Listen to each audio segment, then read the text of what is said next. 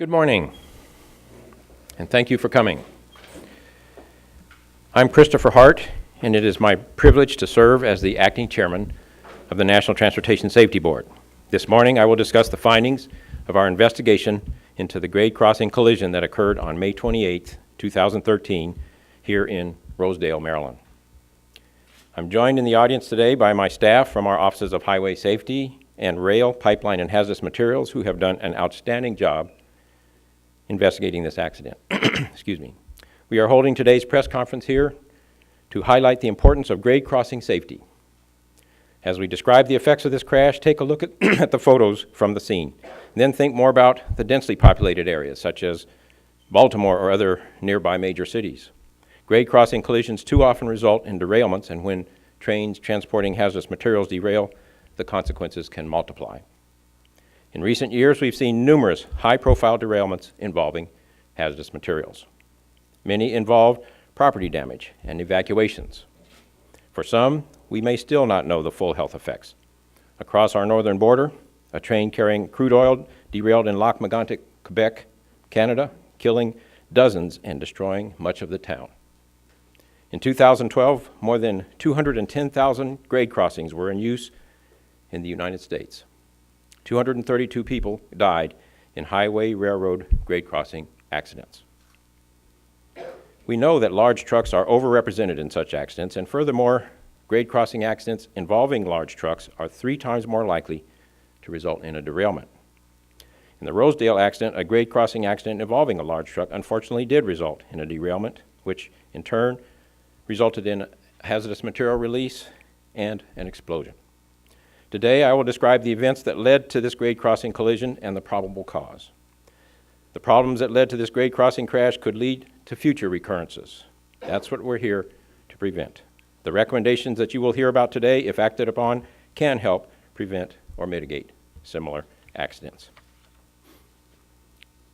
At about 1:59 p.m. on May 23rd, a 2003 Mack truck operated by Alban Waste was traveling southeast on an access road when it followed the road to a sharp right turn that went over a private grade crossing.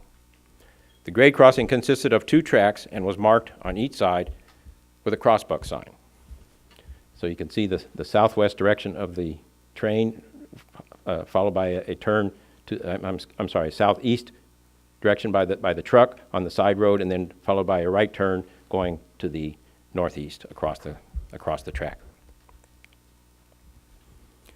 So the grade crossing consisted of 2 tracks, as I said, and was marked on each side with a crossbuck sign, and about that time, a CSX freight train comprising 2 locomotives and 45 rail cars was traveling southwest at a recorded speed of 49 miles per hour. The train's horn sounded 3 times as it approached the crossing. The truck continued to traverse the crossing at a speed of about 10 miles an hour. So you can see from this slide that the CSX freight train struck the truck on the right side near the rear axle as it crossed the second set of tracks. So you can see it had crossed the first set, was crossing the second set when it was struck by the train.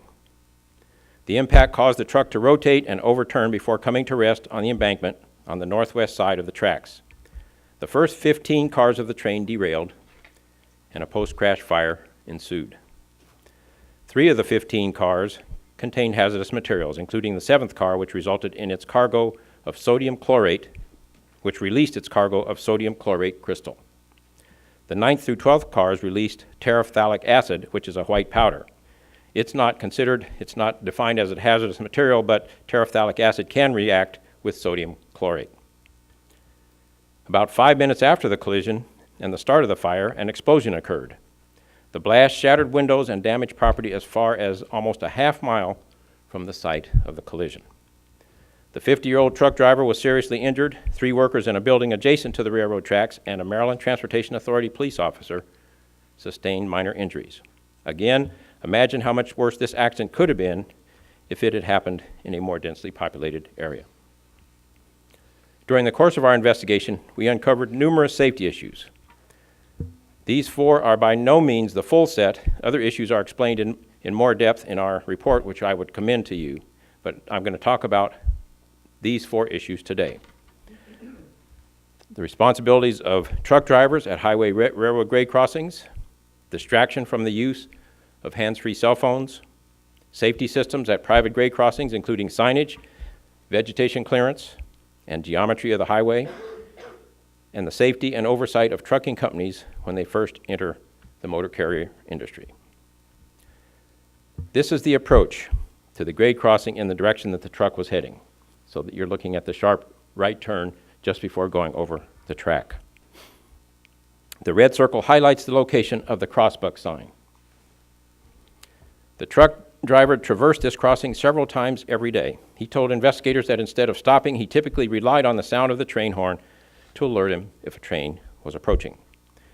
Data from the truck's vehicle electronic control unit showed no brake applications or clutch depressions immediately prior to the crash. The truck speed decreased during the 10 seconds prior to the collision from about 16 miles an hour to about 9 miles an hour. Security video from a nearby business for the 3 days prior to the crash showed not only this driver but also others traversing this crossing without slowing or stopping. In fact, out of 67 observed crossing, vehicles stopped only 8 times. Trains traversed the crossing about 7 times every day. Both Maryland law and federal regulations require that commercial vehicle operators slow down when approaching a crossing and ascertain that the path is clear before continuing. Drivers must also obey stop signs and other safety systems, and we will discuss those in a moment. The driver was also distracted by a hands-free cell phone conversation leading up to this crash. The driver answered an incoming call about 8 seconds before the crash using a wireless hands-free headset about 1 second before the train horn first sounded. Neither Maryland law nor federal regulations prohibit using a hands-free cell phone while driving. Yet studies conducted in simulators and in instrumented vehicles have shown that cell phone conversations, including hands-free conversations, can significantly increase cognitive distraction and can also increase driver reaction time to auditory warnings. The truck driver reported not hearing the train horn until he was already on the railroad tracks, just moments before the impact, actually just seconds before the impact. Auditory testing done by our investigators found that an alert driver would have heard the train horn even with the windows closed on the approach to the crossing. Time and again, our investigators find that operator distraction is at the heart of accidents throughout transportation in all modes. The NTSB maintains that the use of hands-free devices while driving poses an unnecessary safety risk. Current laws that ban handheld but not hands-free use can foster a belief that hands-free devices are safe to use while driving. Unfortunately, painful experience has abundantly demonstrated that they are not safe while driving. The circumstances of the Rosedale grade crossing collision demonstrate that distractions from hands-free conversations can lead to catastrophic results. As a result, we are recommending that the Federal Motor Carrier Safety Administration modify regulations and prohibit the use of any hands-free portable electronic device by all commercial driver license holders. Additionally, we are reiterating our previous safety recommendations to all 50 states and the District of Columbia to ban the non-emergency use of portable electronic devices for drivers. The truck driver stated that highway factors led him to rely on auditory cues at this grade crossing. So let's examine those factors. The photos on the left show that leading up to the crossing, the road parallels the rail line, and you also saw that in the previous photo. It then curves sharply to the right and proceeds up a 9 to 12% vertical grade.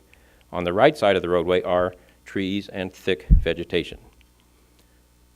That was back then. I'm going to explain to you what it looks like at this point. Apart from the crossbuck sign, the only other signage was a dilapidated stop sign hanging upside down and facing away from the roadway, as seen in the pictures on the right. The stop sign was obscured from view by thick vegetation and served no functional purpose.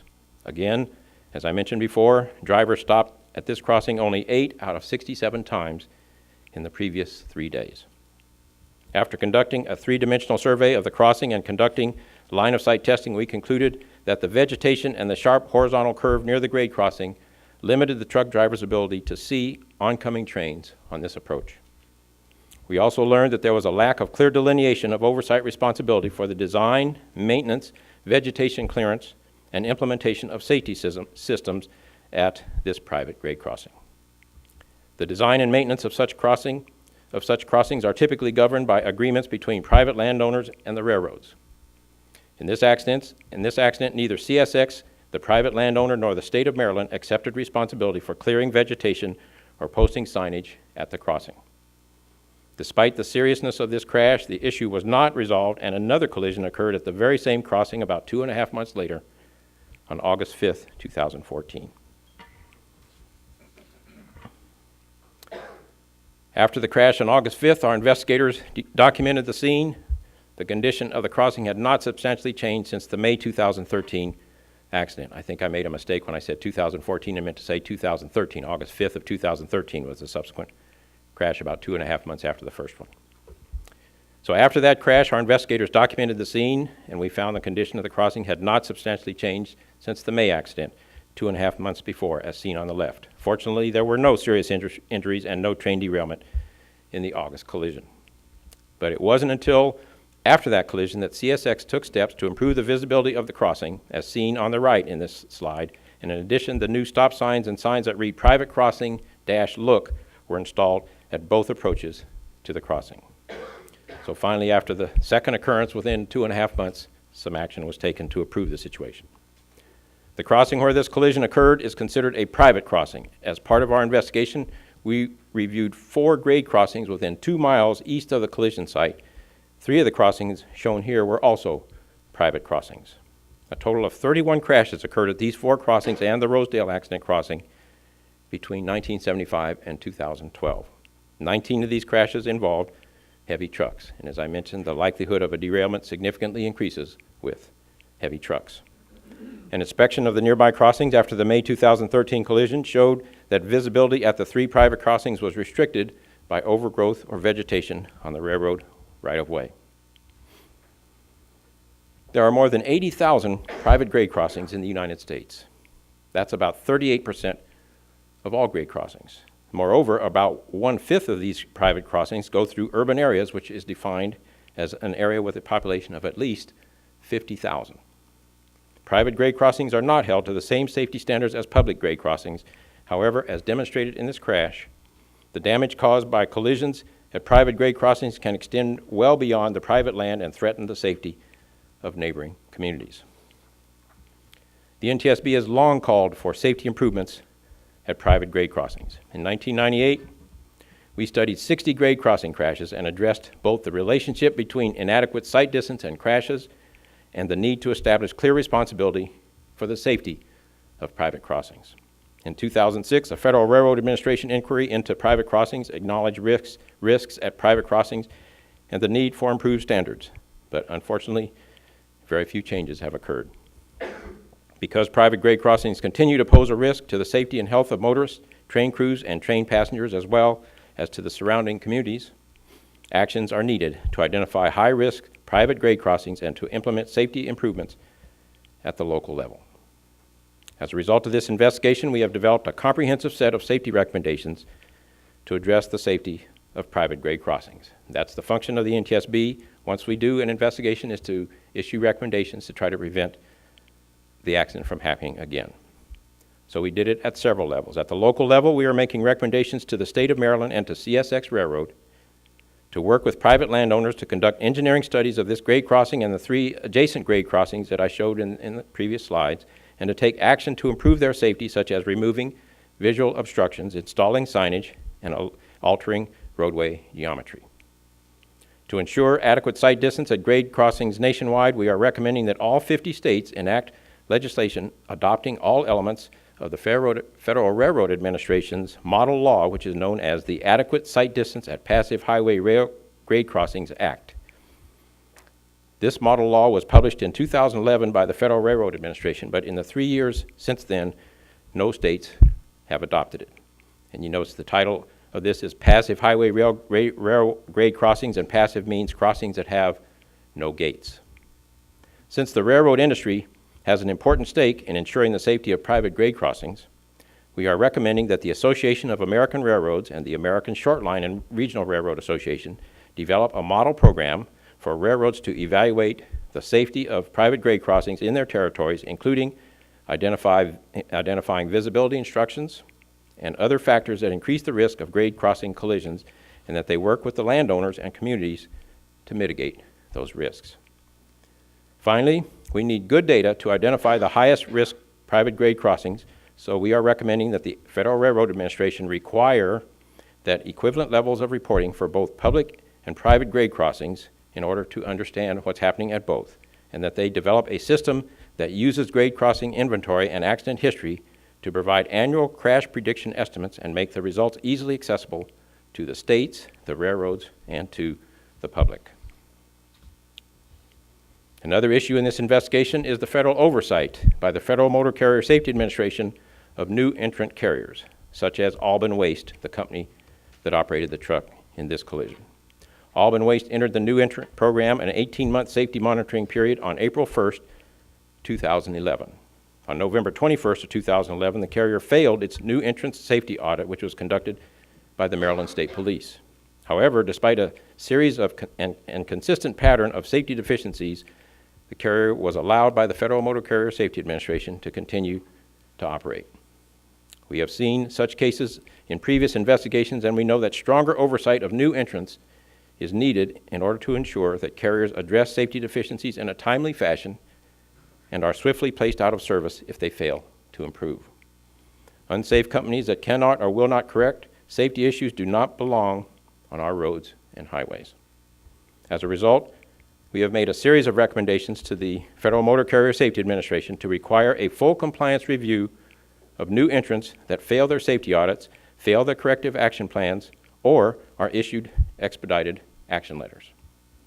We are further recommending that the Federal Motor Carrier Safety Administration establish criteria for revoking the certification of any new entrant that demonstrates a pattern of safety deficiencies.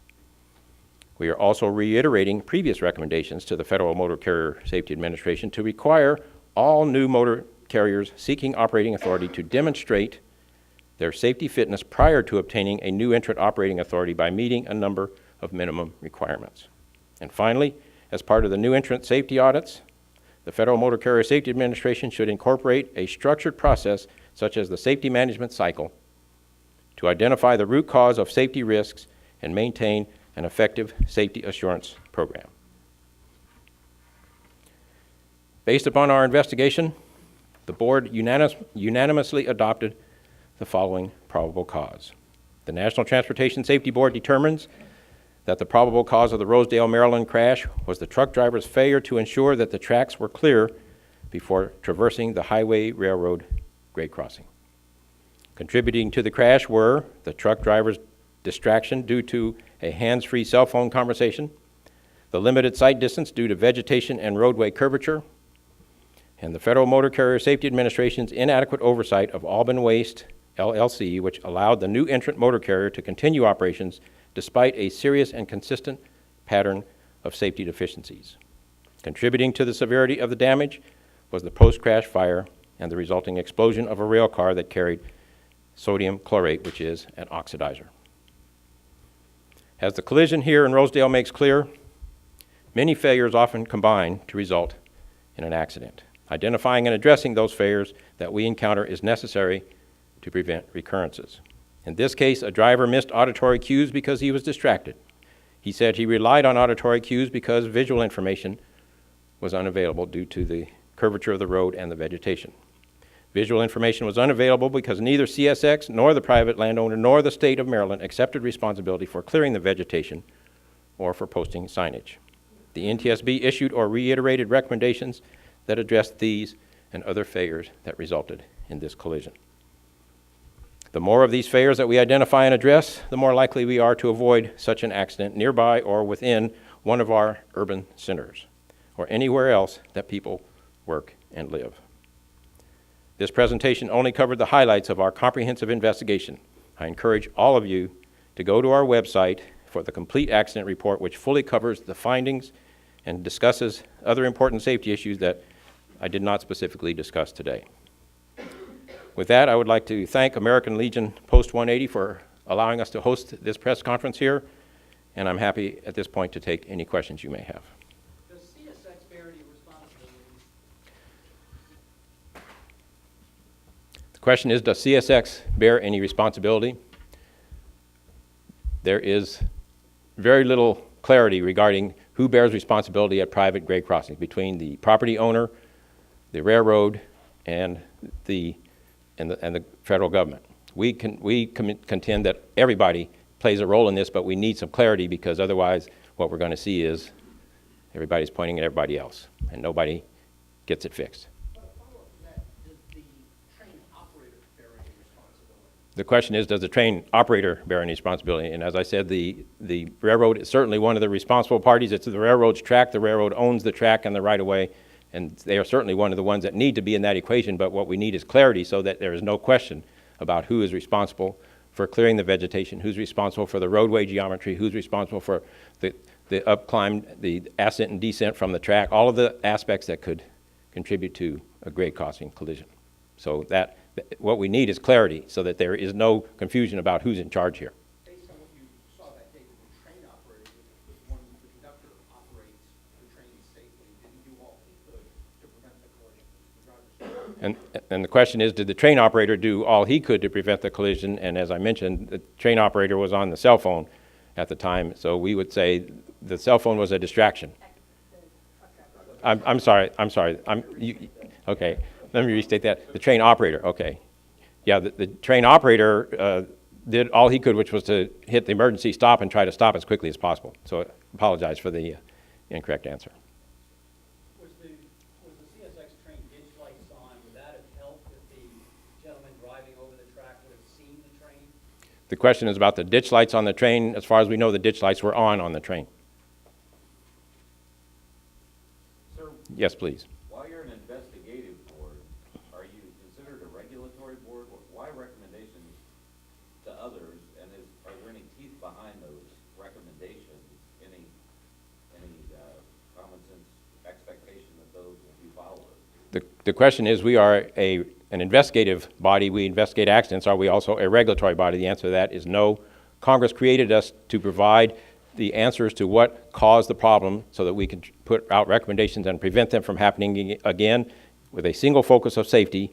And the theory there is we are to provide what should be done in an ideal world where safety is the only consideration, which it obviously isn't. So that's the reason that we make recommendations. That's the reason our recommendations are not mandatory. The regulator somebody has to implement it, and typically, more often than not, that would be the regulator. So our recommendations are more than 80% of the time followed, and to me that's a tribute to the excellent investigations that our investigators do and the excellent analysis on our investigation that result in the recommendations. And that's why it's an honor for me to be there, because more than 80% of the time, because of this world-class investigative and analytical staff that we have, the recommendations are followed even though they don't have to be. Sorry, the clarification, there was a train truck collision a couple months ago, August 2014. That would have been close to 15 months after the initial collision. I just want to make sure that that's correct. There was not another one in August. Okay, then I must have had the wrong year on that one. I'm sorry. I apologize. That's correct. That would have been August of 2014. Is that okay? Right, so nearly 15 months later. Correct. Very similar incident at the same crossing. You said, you returned and little had been done. Correct. Now that you are releasing your final report, do you expect much to be done? You've issued similar recommendations in the past. Is it frustrating to come up with similar recommendations over and over again? So the question is, little had been done by the time of the second collision. Are we frustrated by that? Of course we want our recommendations to be followed, but we understand that there was a reason that Congress created us to make recommendations. We understand that people don't have to do it. Most of the time they do it. And in this case, after the second collision, they did do much of what we recommended, especially in terms of clearing the nearby vegetation. As a follow more to Jeff's question here, in terms of what you're recommending for the hands-free and all commercial drivers, in a perfect world, you would prefer to see commercial drivers not even able to use the hands-free. Can you clarify that, and what kind of, as he said, will it go anywhere? Will states listen? Will it be up to the states, the federal government, to mandate something like that? And the question is about hands-free in a perfect world. In a perfect world, we don't want anybody using hands-free. We're looking at two targets on this one. One is the Federal Motor Carrier Safety Administration to prevent commercial drivers from using them while driving, but we've also made recommendations to all 50 states and the District of Columbia to prevent hands-free driving by anybody, not just commercial truck drivers, but by anybody, because we've seen that hands-free phone use is cognitively distracting. It takes your cognition away from where it needs to be, which is on the road. So we recommended that to all 50 states, and so far none have done it, but we have started the conversation and we have moved the needle in that direction. Okay, we'll take one more question, please. The chemical volatility of this particular train contributed to this explosion. Elsewhere in the country, crude oil has been an issue. The volume of crude oil moving through the country is increasing. Is there anything that the NTSB is recommending that you can talk a little bit about in terms of volatile freight and how and where it should be moved? The question is about the increasing movement of crude oil, and that has increased dramatically in the last few years, especially since the discovery of Bakken crude in North Dakota, and we are pursuing a holistic approach on that. First and foremost, it's important that the train not derail. So that means there are several aspects to that: the maintenance of the track, the maintenance of the cars, the training of the drivers, the fatigue of the drivers, the safety management system by the operator, and so forth, to keep it from derailing in the first place. Second of all is the strength of the cars, and we've made recommendations regarding the strength of the cars to help make them more robust. And last but not least is the ability of emergency responders to be able to know exactly what it is they're responding to have the information they need in the moment so that they can adequately respond to the mishap. So we are looking at that issue all over the country, yes. Thank you. Thank you very much.